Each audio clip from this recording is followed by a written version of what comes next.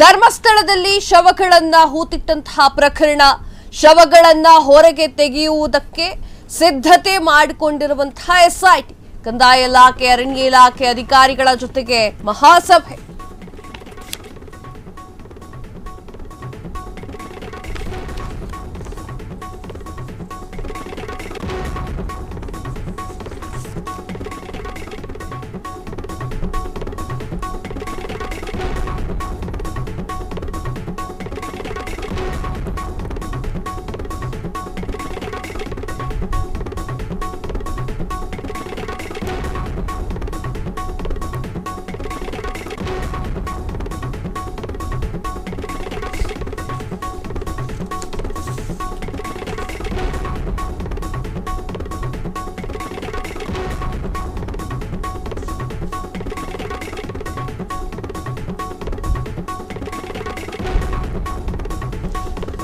ಧರ್ಮಸ್ಥಳದಲ್ಲಿ ಶವಗಳನ್ನ ಹೂತಿಟ್ಟಂತಹ ಪ್ರಕರಣ, ಶವಗಳನ್ನ ಹೊರಗೆ ತೆಗೆಯಲಿಕ್ಕೆ ಸಿದ್ಧತೆಯನ್ನ ಮಾಡಿಕೊಂಡಿರುವಂತಹ ಎಸ್ಐಟಿ, ಕಂದಾಯ ಇಲಾಖೆ, ಅರಣ್ಯ ಇಲಾಖೆ ಅಧಿಕಾರಿಗಳ ಜೊತೆಗೆ ಸಭೆ. ಬೆಳ್ತಂಗಡಿ ತಾಲೂಕಿನ ಕಂದಾಯ ಅರಣ್ಯ ಇಲಾಖೆ ಅಧಿಕಾರಿಗಳ ಜೊತೆ ಸಭೆ. ಧರ್ಮಸ್ಥಳದ ಮೀಸಲು ಅರಣ್ಯ ಪ್ರದೇಶದಲ್ಲಿ ಶವಗಳನ್ನ ಹೂತಿಟ್ಟಂತಹ ಮಾಹಿತಿ, ಶವಗಳನ್ನ ಹೂತಿಟ್ಟ ನಿರ್ದಿಷ್ಟ ಜಾಗಗಳ ಬಗ್ಗೆ ನಕ್ಷೆ ಸಿದ್ಧ. ಶವಗಳನ್ನ ಹೊರತೆಗೆಯುವುದಕ್ಕೂ ಮೊದಲು ದಾಖಲೆಗಳಿಗೆ ಸಹಿ. ಧರ್ಮಸ್ಥಳದ ದೂರುದಾರನಿಂದ ದಾಖಲೆಗಳಿಗೆ ಸಹಿ ಹಾಕಿಸಿಕೊಳ್ಳುವಂತಹ ನಿರ್ಧಾರ. ಬೆಳ್ತಂಗಡಿಯಲ್ಲಿರುವಂತಹ ಎಸ್ಐಟಿ ಕಚೇರಿಗೆ ಭೇಟಿಯನ್ನ ನೀಡಿರುವಂತಹ ಎಸ್ಐಟಿಯ ತಂಡ. ಎಸ್ ವೀಕ್ಷಕರೇ, ಧರ್ಮಸ್ಥಳ ಫೈಲ್ಸ್ ಪ್ರಕರಣಕ್ಕೆ ಸಂಬಂಧಪಟ್ಟಂತೆ ಎಸ್ಐಟಿ ತನಿಖೆಯನ್ನ ತಂಡವನ್ನ ರಚನೆ ಕೂಡ ಮಾಡಿರುವಂತಹ ಸಿದ್ದು ಸರ್ಕಾರ. ತದಾದ ನಂತರ ಅಪ್ಡೇಟ್ಸ್ ಗಳನ್ನೆಲ್ಲ ಫ್ರೀಡಂ ಟಿವಿಯಲ್ಲಿ ಹೇಳ್ತಾ ಬಂದಿದ್ವಿ. ಒಂದ್ಸಲ ಕ್ಲಿಯರ್ ಕಟ್ ಆಗಿ ಮತ್ತೊಂದ್ಸಲ ಹೇಳ್ಬಿಡ್ತೀನಿ. ಶನಿವಾರದಿಂದ ಶುರು ಹಚ್ಚಿದೆ ಎಸ್ಐಟಿ ತಂಡ. ಯಾವ ರೀತಿಯ ತನಿಖೆಯನ್ನು ಆರಂಭ ಮಾಡಬೇಕು ಆ ರೀತಿಯ ತನಿಖೆಯನ್ನು ಆರಂಭ ಮಾಡಿದೆ. ಮೊನ್ನೆ 30 ಜನರ ಸೂಪರ್ವೈಸರ್ ಹೆಸರನ್ನ ಹೇಳಿರುವಂತಹ ದೂರುದಾರ. ತದಾದ ನಂತರ ನಿನ್ನೆ ಪ್ರಣವ್ ಮೊಹಂತಿ ಅವರು ಬರ್ತಾರೆ. ಪ್ರಣವ್ ಮೊಹಂತಿ ಅವರ ಎದುರುಗಡೆ, ಅಂದ್ರೆ ಎಸ್ಐಟಿ ತಂಡದ ಮುಖ್ಯಸ್ಥರಾಗಿರುವಂತಹ ಪ್ರಣವ್ ಮೊಹಂತಿ ಅವರ ಎದುರುಗಡೆ ಆ ದೂರುದಾರನ್ನ ವಿಚಾರಣೆ ಮಾಡಲಾಗುತ್ತೆ. ಅದಕ್ಕೂ ಕೂಡ ದೂರುದಾರ ಸರಿಯಾದ ಉತ್ತರವನ್ನು ಕೊಡ್ತಾನೆ. ತದಾದ ನಂತರ ಪ್ರತಿಯೊಂದು ವಿಚಾರವನ್ನು ಕೂಡ ವಿಡಿಯೋ ರೆಕಾರ್ಡ್ ಮಾಡಿಕೊಳ್ಳಲಾಗುತ್ತೆ. ಹಾಗೆ ಆತನಿಗೆ ಸಹಿಯನ್ನು ಮಾಡಲಿಕ್ಕೆ ಕೂಡ ಹೇಳಲಾಗುತ್ತೆ. ಅಂದ್ರೆ ಲಿಖಿತವಾಗಿಯೂ ಕೂಡ ಬರ್ಕೊಂಡು ಪ್ರತಿ ಪುಟದಲ್ಲೂ ಕೂಡ ದೂರುದಾರನ ಸಹಿಯನ್ನ ಹಾಕಿಸಿಕೊಳ್ಳಲಾಗುತ್ತೆ. ತದಾದ ನಂತರ ಆತ ಬಚ್ಚಿಟ್ಟಿದ್ದೇನೆ, ಹೂತಿಟ್ಟಿದ್ದೇನೆ ಅಂತ ಹೇಳ್ತಾ ಇದ್ದಂತಹ ಆ ಒಂದು ಶವಗಳು ಇರುವಂತಹ ಜಾಗದ ವಿಚಾರವಾಗಿಯೂ ಕೂಡ ಸಾಕಷ್ಟು ಪ್ರಶ್ನೆಗಳನ್ನ ಕೇಳಲಾಗುತ್ತೆ. ಈಗ ಏನ್ ಮಾಡ್ತಾರೆ, ಈಗ ಶವಗಳು ಎಲ್ಲಿದೆ, ಹೂತಿಟ್ಟಿದ್ ಎಲ್ಲಿ ಅನ್ನೋದನ್ನ ಪೊಲೀಸರ ಎದುರುಗಡೆ ಸಮ್ಮುಖದಲ್ಲಿ, ಎಸ್ಐಟಿಯ ಸಮ್ಮುಖದಲ್ಲಿ ನೋಡಲಾಗುವಂಥದ್ದು, ತೆಗೆಯಲಾಗುವಂಥದ್ದು. ಧರ್ಮಸ್ಥಳ ಶವ ಹೂತಿಟ್ಟ ಪ್ರಕರಣಕ್ಕೆ ಸಂಬಂಧಪಟ್ಟಂತೆ ಶವಗಳನ್ನ ಹೊರಗೆ ತೆಗೆಯಲಿಕ್ಕೆ ಸಿದ್ಧತೆಯನ್ನ ಮಾಡಿಕೊಂಡಿದೆ ಎಸ್ಐಟಿ ತಂಡ. ಸತತ 2ನೇ ದಿನವೂ ಧರ್ಮಸ್ಥಳ ದೂರುದಾರನ ವಿಚಾರಣೆ. ಒಟ್ಟು 15 ಗಂಟೆ ವಿಚಾರಣೆ ನಡೆಸಿರುವಂತಹ ವಿಶೇಷ ತನಿಖಾ ತಂಡ. ಶನಿವಾರ ಮೊದಲ ದಿನ 8 ಗಂಟೆ ವಿಚಾರಣೆಯನ್ನ ನಡೆಸಿದ್ದಂತಹ ವಿಶೇಷ ತನಿಖಾ ತಂಡ.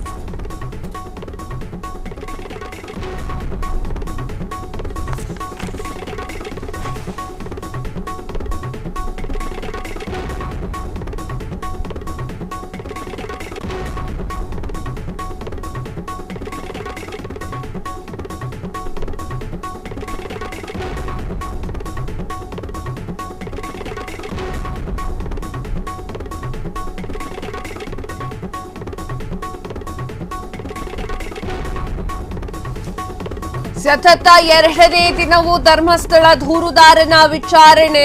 ಒಟ್ಟು 15 ಗಂಟೆ ವಿಚಾರಣೆ ನಡೆಸಿರುವಂತಹ ವಿಶೇಷ ತನಿಖಾ ತಂಡ. ಶನಿವಾರ ಮೊದಲ ದಿನ 8 ಗಂಟೆ ವಿಚಾರಣೆಯನ್ನ ನಡೆಸಿದಂತಹ ವಿಶೇಷ ತನಿಖಾ ತಂಡ. ನಿನ್ನೆ ಭಾನುವಾರ 7 ಗಂಟೆ ವಿಚಾರಣೆಯನ್ನ ನಡೆಸಿರುವಂತಹ ವಿಶೇಷ ತನಿಖಾ ತಂಡ. ನಿನ್ನೆ ನಡೆದಂತಹ ವಿಚಾರಣೆಯ ವೇಳೆ ಖುದ್ದು ಎಸ್ಐಟಿಯ ಮುಖ್ಯಸ್ಥ ಡಾಕ್ಟರ್ ಪ್ರಣವ್ ಮೊಹಂತಿ ಕೂಡ ಇದ್ರು. ಜುಲೈ 4ರಂದು ನೀಡಿದ್ದಂತಹ ಧರ್ಮಸ್ಥಳ ಠಾಣೆಗೆ ದೂರು ನೀಡಿದಂತಹ ದೂರುದಾರ ಆ ಒಂದು ದೂರಿನಲ್ಲಿರುವಂತಹ ಅಂಶಗಳ ಬಗ್ಗೆ ಸಂಪೂರ್ಣ ವಿವರಣೆಯನ್ನ ಪಡೆದು ವಿಶೇಷ ತನಿಖಾ ತಂಡ ತನಿಖೆಯನ್ನ ಶುರು ಹಚ್ಚಿದೆ. ಎಲ್ಲಿ ಶವ ಹೂತಿಟ್ಟಿದ್ರು, ಯಾವ ಪ್ರದೇಶ, ನಿರ್ದಿಷ್ಟ ಜಾಗ ಯಾವುದು ಎನ್ನುವಂತಹ ಪ್ರಶ್ನೆ. ಎಲ್ಲಾ ಶವ ಹೂತಿಟ್ಟಿದ್ದಾರೆ, ಎಷ್ಟು ಶವವನ್ನ ಹೂತಿಟ್ಟಿದ್ದಾರೆ, ಯಾವ ದಿನ ಹೂತಿಟ್ಟಿದ್ದು ಎನ್ನುವಂತಹ ಪ್ರಶ್ನೆಗೂ ಕೂಡ ಉತ್ತರವನ್ನ ನೀಡಲಾಗ್ತಾ ಇರುವಂತದ್ದು. ಶವವನ್ನ ಹೂತಿಟ್ಟಿರುವಾಗ ಮೊದಲು ಸಂಪೂರ್ಣ ಮಾಹಿತಿಯನ್ನ ಪಡೆಯುವುದು ಅನಿವಾರ್ಯ. ದೂರುದಾರ ಹೇಳಿಕೆಯನ್ನ ವಿಡಿಯೋ ರೆಕಾರ್ಡಿಂಗ್ ಮಾಡಿರುವಂತಹ SIT ತಂಡ. ವೀಕ್ಷಕರೇ, ಎಷ್ಟೊತ್ತಿಗೆ ಹೂತಿಟ್ಟ, ಎಲ್ಲಿ ಹೂತಿಟ್ಟ, ಯಾವ ಇಸವಿಯಲ್ಲಿ ಹೂತಿಟ್ಟ? ಯಾಕಂದ್ರೆ 1995ರಿಂದ 2014ರವರೆಗೆ ನಾನು ಈ ಒಂದು ಕೆಲಸವನ್ನ ಮಾಡಿದ್ದೇನೆ ಅನ್ನುವಂತಹ ಮಾತನ್ನ ದೂರುದಾರ ಹೇಳಿದ್ದಾರೆ. ಸೊ ಆ ಒಂದು ನಿಟ್ಟಿನಲ್ಲಿ ಯಾವಾಗ ಆಯ್ತು ಈ ಒಂದು ಶವಗಳ ಹೂತಿಟ್ಟಿದ್ದು ಅನ್ನೋದ್ರ ಬಗ್ಗೆ ಕಂಪ್ಲೀಟ್ ಡೀಟೇಲ್ಸ್ ಅನ್ನ ಈಗ SIT ತನಿಖಾ ತಂಡ ಹೊರ ತೆಗೆಯಬೇಕಿದೆ. ಸತತ 2 ದಿನವೂ ಕೂಡ ಧರ್ಮಸ್ಥಳ ದೂರುದಾರರ ವಿಚಾರಣೆಯನ್ನ ನಡೆಸ್ತಾ ಇತ್ತು. ಒಟ್ಟು 15 ಗಂಟೆಗಳ ಕಾಲ ವಿಶೇಷ ತಂಡವನ್ನ ರಚನೆ ಮಾಡಿ ಆ ಒಂದು 15 ಗಂಟೆಗಳ ಕಾಲ ಆತನನ್ನ ವಿಚಾರಣೆ ಕೂಡ ಮಾಡಲಾಗ್ತಾ ಇರುವಂತದ್ದು. ಶನಿವಾರ ಮೊದಲ ದಿನ 8 ಗಂಟೆ ವಿಚಾರಣೆ ನಡೆಸಿದಂತಹ ವಿಶೇಷ ತನಿಖಾ ತಂಡ ನಿನ್ನೆ ಭಾನುವಾರ 7 ಗಂಟೆಗಳ ಕಾಲ ತನಿಖೆಯನ್ನ ನಡೆಸುತ್ತೆ. ಅಂದ್ರೆ ದೂರುದಾರನ ಇಟ್ಕೊಂಡು ಏನೇನ್ ಕ್ವಶನ್ಗಳೆಲ್ಲ ಬೇಕೋ ಆ ಕ್ವಶನ್ಗಳನ್ನೆಲ್ಲ ಕೇಳುತ್ತೆ. ನಿನ್ನೆ ನಡೆದಂತಹ ವಿಚಾರಣೆಯಲ್ಲಿ ಖುದ್ದು SITಯ ಮುಖ್ಯಸ್ಥರಾಗಿರುವಂತಹ ಪ್ರಣವ್ ಮೊಹಂತಿ ಕೂಡ ಇದ್ರು. ಜುಲೈ 4ರಂದು ನಡೆದಂತಹ ಧರ್ಮಸ್ಥಳ ಠಾಣೆಗೆ ದೂರನ್ನ ನೀಡಿದಂತಹ ದೂರುದಾರ ಅದೊಂದು ದೂರುದಾರ ಅಂಶಗಳ ಬಗ್ಗೆ ಸಂಪೂರ್ಣವಾದ ಮಾಹಿತಿಯನ್ನ ಕೂಡ ತೆಗೆದುಕೊಳ್ಳಲಾಗ್ತಾ ಇರುವಂತದ್ದು. ಇನ್ನು ಶವ ಹೂತಿಟ್ಟಿದ್ದು ಯಾವ ಜಾಗದಲ್ಲಿ, ನಿರ್ದಿಷ್ಟವಾಗಿ ಯಾವ ಜಾಗದಲ್ಲಿ ಆ ಒಂದು ಶವವನ್ನ ಹೂತಿಡಲಾಗಿತ್ತು ಎನ್ನುವಂತಹ ವಿಚಾರಗಳ ಬಗ್ಗೆಯೂ ಕೂಡ ಆ ಒಂದು ದೂರುದಾರನ್ನ ಕೇಳಿ ಅದನ್ನು ಕೂಡ ವಿಡಿಯೋ ರೆಕಾರ್ಡ್ ಹಾಗೂ ಲಿಖಿತವಾಗಿ ಬರ್ಸ್ಕೊಂಡು ಸೈನ್ ಮಾಡಲಾಗಿದೆ. ಎಷ್ಟು ಶವವನ್ನ ಹೂತಿಟ್ಟಿದ್ದೆ, ಯಾವ ದಿನ ಹೂತಿಟ್ಟಿದ್ದೆ ಎನ್ನುವಂತರ ಬಗ್ಗೆ ಎಲ್ಲವೂ ಕೂಡ ಪ್ರಶ್ನೆಯನ್ನ ಕೇಳಲಾಗ್ತಾ ಇರುವಂತದ್ದು. ಶವವನ್ನ ತೆಗೆಯುವ ಮೊದಲು ಸಂಪೂರ್ಣ ಮಾಹಿತಿಯನ್ನ ಪಡೆಯೋದು ಅನಿವಾರ್ಯ ಅನ್ನೋದು ದೂರುದಾರರ ಹೇಳಿಕೆನ ವಿಡಿಯೋ ರೆಕಾರ್ಡಿಂಗ್ ಮಾಡಿ ಅದು ಲಿಖಿತವಾಗಿ ಬರೆಸ್ಕೊಂಡು ಸೈನ್ ಕೂಡ ಮಾಡಿಸ್ಕೊಳ್ಳಲಾಗ್ತಾ ಇದೆ ಅಂತಂದ್ರೆ ನಾನು ಮುಂಚೆ ಹಂಗೆ ಹೇಳಲೇ ಇಲ್ಲ ಅಂತ ಹೇಳೋದು ಬೇಡ ಅಲ್ವಾ. ಸೊ ಆ ಒಂದು ನಿಟ್ಟಿನಲ್ಲಿ ಏನು ದೂರುದಾರ ಒಂದಿಷ್ಟು ಮಾಹಿತಿಯನ್ನು ಕೂಡ ನೀಡಿದ್ದು SIT ತನಿಖೆ ತಂಡಕ್ಕೆ. ಧರ್ಮಸ್ಥಳದಲ್ಲಿ ಶವ ಹೂತಿಟ್ಟಂತಹ ಪ್ರಕರಣ, ಶೀಘ್ರವೇ ಶವಗಳು ಹೊರಗೆ. ದೂರುದಾರ ಕೊಟ್ಟಿರುವಂತಹ ಮಾಹಿತಿ ಆಧರಿಸಿ ನಕ್ಷೆ ಸಿದ್ಧ. ದೂರುದಾರರ ಮಾಹಿತಿ ಆಧರಿಸಿ ಕಂದಾಯ ಅರಣ್ಯ ಇಲಾಖೆಯ ಜೊತೆ ಚರ್ಚೆ.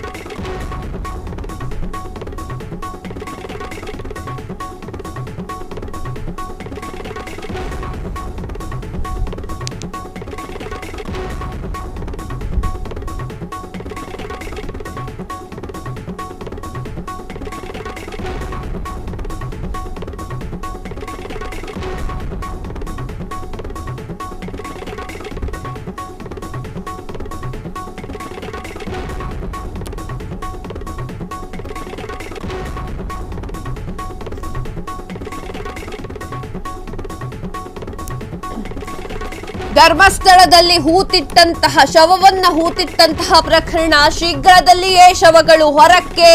ದೂರುದಾರ ಕೊಟ್ಟಿರುವಂತಹ ದೂರನ್ನ ಆಧರಿಸಿ ನಕ್ಷೆ ಸಿದ್ಧಪಡಿಸಲಾಗ್ತಾ ಇದೆ.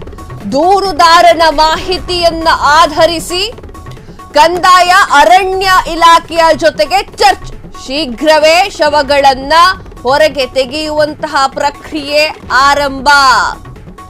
ಪೊಲೀಸರು, ಸರ್ಕಾರಿ ವೈದ್ಯರು ಸಮ್ಮುಖದಲ್ಲಿ ಶವವನ್ನ ಹೊರಗೆ ತೆಗೆಯಲಿಕ್ಕೆ ಪ್ರಯತ್ನ. ಶವ ಹೊರಗೆ ತೆಗೆಯುವುದಕ್ಕೆ ನಿರ್ದಿಷ್ಟ ದಿನಾಂಕ ನಿಗದಿ. ಆ ಒಂದು ದಿನಾಂಕ ವಕೀಲರ ಜೊತೆಗೆ ಆ ಒಂದು ಸ್ಥಳಗಳಲ್ಲಿ ಬರುವಂತೆ ದೂರುದಾರನಿಗೂ ಕೂಡ ಸೂಚನೆ. ಶೀಘ್ರವೇ ಶವ ಹೊರಗೆ ತೆಗೆಯುವ ದಿನಾಂಕ ನಿಗದಿಪಡಿಸಲಿರುವಂತಹ SIT. ವೀಕ್ಷಕರೇ, ಇಲ್ಲಿ ನೋಡಿ,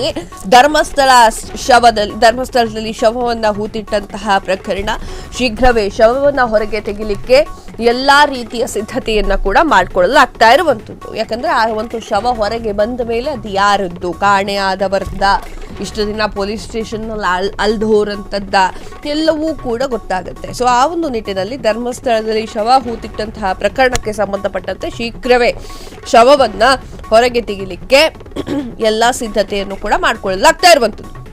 ದೂರುದಾರರು ಮಾಹಿತಿಯನ್ನ ಕೊಟ್ಟಿರುವಂತಹ ವಿಚಾರಕ್ಕೆ ಸಂಬಂಧಪಟ್ಟಂತೆ ಅದನ್ನ ಆಧರಿಸಿ ಒಂದು ನಕ್ಷೆಯನ್ನ ಕೂಡ ಸಿದ್ಧ ಮಾಡಿಕೊಂಡಿರುವಂತಹ SIT ದೂರುದಾರನ ಮಾಹಿತಿಯನ್ನ ಆಧರಿಸಿ ಕಂದಾಯ ಹಾಗೂ ಅರಣ್ಯ ಇಲಾಖೆಯ ಜೊತೆಗೆ ಚರ್ಚೆಯನ್ನ ಕೂಡ ಮಾಡಿ ಶೀಘ್ರದಲ್ಲಿಯೇ ಆ ಒಂದು ಶವವನ್ನ ಹೊರಗೆ ತೆಗೆಯುವಂತಹ ಪ್ರಕ್ರಿಯೆಯನ್ನ ಆರಂಭ ಮಾಡಲಿಕ್ಕೆ ಎಲ್ಲಾ ಸಿದ್ಧತೆಯನ್ನು ಮಾಡಿಕೊಳ್ಳಲಾಗಿದೆ. ವಿಜ್ಞಾನ ಪ್ರಯೋಗಾಲಯ, ಅರಣ್ಯ ಇಲಾಖೆ ಎಲ್ಲರೂ ಕೂಡ ಬರಬೇಕಲ್ಲಿ, ಎಲ್ಲರೂ ಕೂಡ ಬರಬೇಕು. ಪೊಲೀಸರು ಹಾಗೂ ಸರ್ಕಾರಿ ವೈದ್ಯರ ಸಮ್ಮುಖದಲ್ಲಿ ಶವವನ್ನ ಹೊರತೆಗೆಯುವಂತಹ ಪ್ರಕ್ರಿಯೆ ನಡೆಯಲಿದ್ದು ಶವ ಹೊರಗೆ ತೆಗೆಯಲಿಕ್ಕೆ ನಿರ್ದಿಷ್ಟ ದಿನಾಂಕವನ್ನು ಇನ್ನೇನು ನಿಗದಿ ಮಾಡಬೇಕಾಗಿದೆ. ನಿಗದಿ ಮಾಡಲಾಗಿದೆ. ಈಗ ಎಲ್ಲಾ ಸತ್ಯಗಳು ಕೂಡ ಒಂದೊಂದಾಗಿ ಹೊರಗೆ ಬರ್ತಾ ಇರುವಂತದ್ದು. ಎಸ್ ವೀಕ್ಷಕರೇ, ಧರ್ಮಸ್ಥಳದಲ್ಲಿ ಶವವನ್ನ ಹೂತಿಟ್ಟಂತಹ ಪ್ರಕರಣಕ್ಕೆ ಸಂಬಂಧಪಟ್ಟಂತೆ ದೂರುದಾರ ಏನು ಮಾಹಿತಿ ಕೊಡ್ತಾನೆ ನೋಡಿ, ಆ ದೂರುದಾರನ ಮಾಹಿತಿಯನ್ನು ಆಧರಿಸಿ ಯಾವ ಸ್ಥಳದಲ್ಲಿ ತಾನು ಎಷ್ಟು ದಿನಾಂಕದಲ್ಲಿ ಯಾವಾಗ ಆ ಒಂದು ಶವವನ್ನ ಹೂತಿಟ್ಟಿದ್ದೆ, ನಿನಗೆ ಕೇಳ್ತಾರಲ್ಲಿ ನಿನಗೆ ಆ ಮುಖಪರಿಚಯ ಇತ್ತ ಶವದ್ದು ಅಂತ, ಅದೆಲ್ಲ ನೋಡಿದ ಮೇಲೆ, ಅದೆಲ್ಲ ಕೇಳಾದ ಮೇಲೆ ಶವ ಎಲ್ಲಿ ಹೂತಿಟ್ಟಿದ್ಯಾ ಅಂತ ಕೇಳಿದ ಮೇಲೆ ಆತ ಆ ಒಂದು ಶವವನ್ನ ತೋರಿಸಲಿಕ್ಕೆ ನಿರ್ಧಾರ ಮಾಡ್ತಾನೆ. ಅದಕ್ಕೆ ಯಾರ್ಯಾರು ಬರಬೇಕು? ವಿಜ್ಞಾನ ಪ್ರಯೋಗಾಲಯ, ಕಂದಾಯ ಇಲಾಖೆ, ಅರಣ್ಯ ಇಲಾಖೆ, ಪೊಲೀಸ್, ಸರ್ಕಾರಿ ವೈದ್ಯರು ಎಲ್ಲರೂ ಕೂಡ ಅಲ್ಲಿ ಇರಬೇಕು. ಅವರ ಸಮ್ಮುಖದಲ್ಲಿಯೇ ಆ ಒಂದು ಹೂತೆಟ್ಟಂತಹ ಹೆಣವನ್ನ ತೆಗಿಲಿಕ್ಕೆ ಸಾಧ್ಯ. ಶೀಘ್ರವೇ ಈ ಒಂದು ವಿಚಾರ ಆಗುತ್ತೆ. ಶೀಘ್ರವೇ ಆ ಹೂತಿಟ್ಟಿರುವಂತಹ ಹೆಣಗಳನ್ನ ಹೊರಗೆ ತೆಗೀಲಿಕ್ಕೆ ಆಗುತ್ತೆ. ಈತ ಒಬ್ಬನೇ ಆ ಕೆಲಸ ಮಾಡಿದ್ದ ಅಂತಂದ್ರೆ ಆ ಹೆಣ ಇನ್ನೂವರೆಗೂ ಇದೆ. ಇಲ್ಲ ಇನ್ನೊಬ್ಬನ್ ಕರ್ಕೊಂಡಿದ್ದೆ ಅಂತಂದ್ರೆ ಆ ಹೆಣದ ಈ ವಿಚಾರ ಈಗ ಬಿಡೋಕಡ್ಡಿಲ್ಲ ನೀವು.